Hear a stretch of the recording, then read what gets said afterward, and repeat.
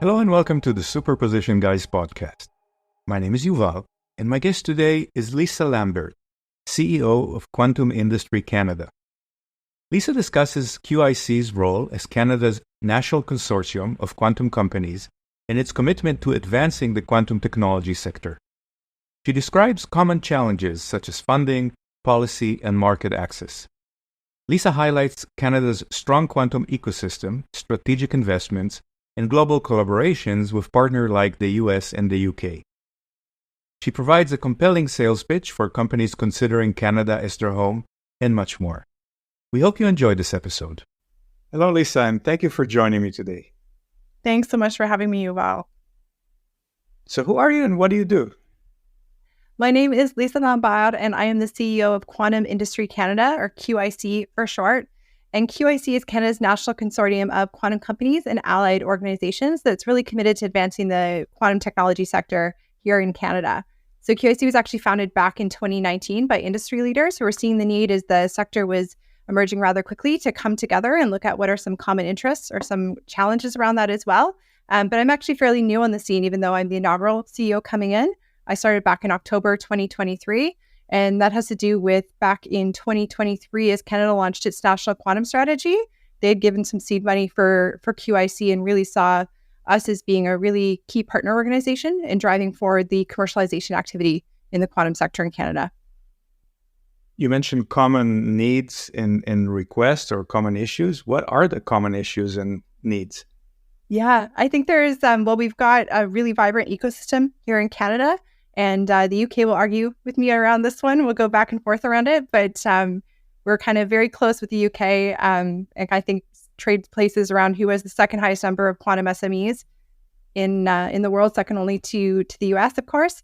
But even among that group, there's some competitors in that group, but there's also a lot of common challenges as we're looking at emerging a sector and what's ahead on that. So we work with along that and where we're looking at common challenges, whether it's around access to funding, or some of the policy landscape and looking at where can we get more tailwinds than headwinds as we're looking to develop this industry, where we're looking at market access, where we're looking at global collaboration, workforce development, a number of these other issues that are emerging or opportunities as we look forward to see a thriving quantum industry going forward.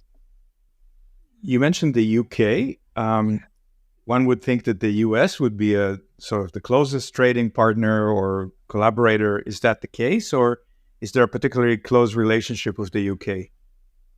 There is with both, which is absolutely wonderful to see. So I think with the US being Canada's neighbor to the north, we've been really strong trading partners and key trading partners throughout the history of Canada. And that's something that's continued forward, and really strong collaboration in the quantum sector, everything from the research, training, and the commercialization side as well. And similarly with the UK as well. There's been a really strong partnerships there, I think, with Canada being a Commonwealth country as well. There's a strong tradition and a lot of shared culture between our two countries. So it's a nice collaborations with both those nations and others as well. I think a lot of people are familiar with some of the European national quantum programs, UK and Germany and France. What can you tell us about sort of the basics of the Canadian national strategy on quantum? Yeah, the Canadian national strategy, I would say, builds on a long history here in Canada. And I would say Canada, we're generally pretty modest. People are sometimes a little bit understated and not ones to necessarily kind of fly our own flag or sing our own praises with this one. But that's part of my job. So I get to do that a little bit with what I do. But Canada's been quite involved with the quantum sector for a number of decades now. Has really been a world leader in advancing the research and development side in the early days, and also in translating that over to commercialization. So our national quantum strategy, well, it was was announced in 2021 and then implemented with 2023. We've been at this for a while, and the idea and the approach with Canada's national quantum strategy is really to build on that early success, those early strategic investments that were made both in the private and public sector, and is really rallied around three core pillars, one being research, the other training, and the third one being commercialization. And those work together as well as this is moving forward. But that's the approach within that. And then looking at missions, which are similar, I would say, with some of the other countries that we're seeing, but really looking around quantum computing, hardware and software, quantum communications and networking. And with that, also post-quantum cryptography. Canada has some incredible post-quantum cryptography companies as well. So that's looped in with that. And the third being quantum sensing for those missions. Some countries are worried that they provide the education and research, but then the manufacturing actually happens elsewhere. Is that a concern for Canada as well? Yeah, I think it's one that's definitely on the mind of a number of companies here, and I think especially in the context of Canada as well is in a number of other sectors. We can look at AI, for example. Canada was a real pioneer in AI as well, but a lot of that value creation has gone on to other places. So I think this is an opportunity for Canada to look at what role do we want to play in the sector. We've been very successful early on with the research and also with training with institutes like the Institute for Quantum Computing, Perimeter Institute, Institut Quantique over in Sherbrooke, with what we're seeing over at the University of Calgary as well, over at UBC. But looking at that commercialization piece and where this is being manufactured and developing, I think for Canada being a mid-sized economy, we really need to look at how are we integral into the global supply chain. And this very much is a collaborative endeavor globally right now. But I think going forward, as we're looking to be strategic in this, we need to have some consideration around that, especially with looking at some of the capital that's required, particularly in the hardware space for this, and looking at where are we working with trusted partners in moving the sector forward together. Is there a particular quantum modality or modalities that's very popular in Canada? What I think is pretty exciting in Canada, and I think this may have to do with some of the early start here in Canada, is we have strengths across all verticals of quantum technologies. So there's a number of really great quantum computing hardware companies here, for example, who are exploring different architectures. We've also got quite a few players in the software space. Same thing with sensing, same thing with communications, networking. We've got across the board. And as I mentioned before, quantum safe cryptography. And I also think part of why Canada's been so strong in the quantum sector is we have a really incredible enabling technology ecosystem here as well. Canada traditionally has had incredible strengths in the photonic sector and with telecommunications, same thing with nanofabrication, cryogenics, and a number of those that have really helped to bolster our standing in the quantum sector as well. How much money is invested as part of the national strategy? The national strategy itself is around 360 million or so Canadian, and that's building on other investments though. So that's looking at the federal level with this most recent bucket of funding. Prior to that, I think in the last decade or so, there's been about $1 billion of investment coming into that in the lead up. And there's also different initiatives that are happening at the provincial level in Canada that are quite substantial as well. So if you look at Quebec, for example, I think they're over $400 million of investment in recent years on this front. We're seeing considerable investment recently over in the province of Alberta as well to support this. And there's some other efforts going along the way. Different national programs have sort of different adherence to being nationalistic, meaning some are more open than others to technologies from outside the country, where some prefer to invest only in local companies. Where does Canada stand on that spectrum? I think with this one, it's important to look more broadly at the Canadian innovation policy tools that are out there and different pieces of it. So I'd just say it's a little bit of both here in Canada. Canada, traditionally, we've had a long history of working with foreign companies that have roots here in Canada and are partners with R&D and also with other places. So you're definitely seeing a big presence with those in the sector. And those, we also have a number of those companies who are members of QIC and work closely with our community, which we're very happy to see. And then we have some programs also that are dedicated towards Canadian companies, and hopefully to see some more of those going forward, especially in the commercialization side, as the sector continues to emerge as well.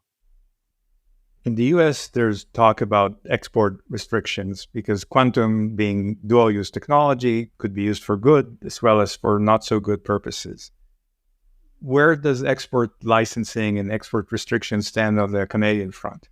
I think it's one with, I've had some conversations recently, and a lot of it's actually very much in close collaboration with the US, being a key trading partner on this front. I'd say it's early days for this technology, and we really need to be thoughtful with these export controls as we're rolling them out, that we're looking at ensuring we've got the security mechanisms in place, but that we're not stifling innovation at the same time. So it's a conversation that's going. I know things are ramping up a little bit more on the US side, and with that, Canada's coming along on that. And I think we'll see a lot of harmony, is my guess, as we continue to move forward on this front. Let's assume I represent a European company that wants to have a presence in North America. Yeah. What would be your pitch to do it in Canada, or to put the first foothold in Canada as opposed to south of the border? Now you're putting me on the spot for this one. Maybe I'll share a little bit with what some of our European companies who have done so have shared with me, and maybe I'll give a couple examples on that one, maybe helpful. I don't think they'll mind if I do so either. So one company that actually set up its first international headquarters in Canada was Multiverse Computing. So they actually, their first touch point over with Canada was being part of the Creative Destruction Lab out of Toronto and through their quantum stream, which I think actually about half of quantum SMEs globally have had a connection point with CDL, with the Creative Destruction Lab, which is pretty incredible here. But as Multiverse was looking at where to set up next within Canada, and they're over in the Toronto area where they're set up, they found there was a really great ecosystem for them. So one, culturally with Europe, there were a lot of similarities, which made it kind of an easier landing space within that. There's a great quantum community in that area as well. So they had a lot of like-mindedness with that. They were looking around kind of financial end users, which there was a really good close proximity to the market in Toronto with that, and also really easy access over to the US and to the market that way, where Canada's got a nice stable government and really favorable immigration policies as well that help with recruitment and retention, really good education ecosystem, and a little bit more favorable financially as well for setting up a company here. So that'd be one example with Multiverse. We also have Pascal, who has set up their manufacturing facility over in Sherbrooke, Canada as well. So it's one with a French company coming over to Quebec. There's a similarity with language, culture being close to that as well. Access to talent. The Sherbrooke ecosystem is a really vibrant ecosystem. So they've got a lot of access to that, like-minded companies as well. And it's been a good place for them to set up, again, their manufacturing facility here, but with that close access to the US market. And if I ask the same question for a US company, I mean, if I'm a US company, I could fly to Toronto with ease, right? Doesn't take a lot of time, no or very little time zone difference. Why would a US company want to set up shop in Canada? I think some of it's actually very similar. And I think this is where Canada someone described it once to me as Canada being a hinge country. And I think it's one where we end up being kind of culturally close with both the US and also with Europeans as well. I'd say similarly with Australia and New Zealand, some other countries that way. So it's kind of a nice, friendly landing place that I think is less culture shock perhaps than some other areas in that. Canada also has an incredible roster of trade agreements with key countries internationally. So it's also a really great one for US or European either way to come in with Canada and then have access to global markets quite easily on that side as well. Another one right now, it is the case, it's been the flip before, but for an American coming into here, the American dollar is higher than the Canadian dollar as well. So that is a consideration from a business perspective coming in. But again, you're coming somewhere with an open economy, really great access to talent, to people, opportunity to bring people in from all over the world, and then that access to global markets as well. You mentioned that you're on the job for about 6 months, something like that? Yeah, about 6 months now. So what do you know about quantum or quantum in Canada that you didn't know 6 months ago? What's sort of new in quantum Canada? I think what's really surprised me is just how quickly things are moving. So it's for me, it's been really nice. I feel like I've been coming back to the sector. My first exposure with quantum was years ago. I was working at the Perimeter Institute for Theoretical Physics, which is a close partner research center with the Institute for Quantum Computing, also in Waterloo. And I remember it was Raymond Flamme gave me a tour of the Institute for Quantum Computing, which was the first time I saw a quantum computer. And I think we were talking about 12 qubits or so at the time. And just seeing how quickly things have progressed. And even just in the last 6-7 months, seeing the pace of developments, there's been a lot of exciting things, last 6-7 months alone with error correction and in some other modalities right now that I'm really excited about the sensing space and what's happening. And then also we've got standards coming out inevitably for post-quantum cryptography. So just seeing the pace of movement right now, I think has been really astonishing. As a CEO of the organization, what keeps you up at night professionally? I think my curiosity, to be quite honest. This is such a fun space to be in where it's like drinking from a fire hose with all the things that you get to learn. I think with just the technology alone and all the different modalities of quantum, I think it's easy to come from the outside and think this is a monolithic technology. It really isn't. There's so many different applications that are being developed and ways of looking at this. And there's also just so much to be learning as well as to what are some of the challenges and opportunities as you stand up a new industry and really look at disruptive technology and what some of the possibilities are. So I think sometimes I'm up at night just thinking about what's possible and what the potential is. It's really exciting on that front. What are some of the activities that your team is engaged with? There's a number of fronts with this, and we're really bringing our community involved to tackle some of these issues. But a lot of what we look at is, as I talked about before, some of the common interests, but also some of the common challenges or some of the gaps that are happening in the ecosystem as well. So, for example, we've got a number of working groups that are up that are working together and trying to tackle some of these issues. One of them just done a submission for a tool here in Canada, innovation policy tool called SHRED.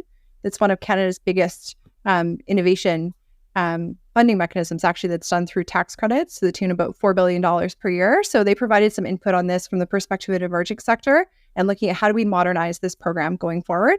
And that group will go on, and other members that are interested to tackle some of the policy issues that or policy opportunities around standing up the sector that need to be considered would be an example around one of that. We're also doing some work together around standards. As JTC3 is kicking off, there's a number of groups around the world that are looking at this. So we are also taking a look at this as well and looking at where can we be supporting the sector going forward, and some of the considerations as we engage in this activity going forward is another area on that.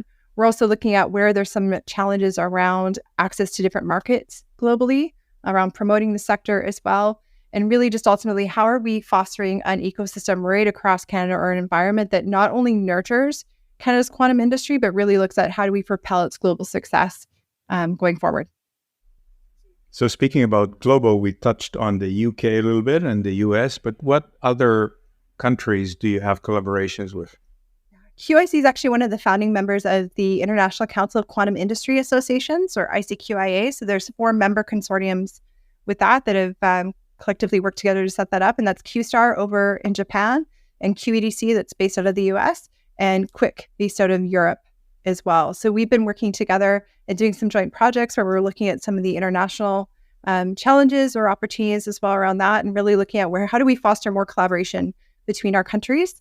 One of our first projects together was actually to work on the first global quantum computing supply chain map. So we actually shared that back at the Quantum West conference over at Photonics West in January. And now we're working on expanding that project to include more entities, and also looking at extending that project to quantum communications, and later we'll look at quantum sensing as well. And last hypothetical, if you could have dinner with one of the quantum greats, dead or alive, who would that be? I think actually we pick a computing great, and I think she probably would have really been interested in quantum as well. But I am just absolutely fascinated by Rear Admiral Grace Hopper, who is just an incredible mathematician and computer scientist. And I think as she was coming up through the ranks in her career, she'd just be an incredible person to get to have dinner with and have a conversation with. Wonderful. Lisa, thank you so much for joining me today. Thanks so much, Yuval.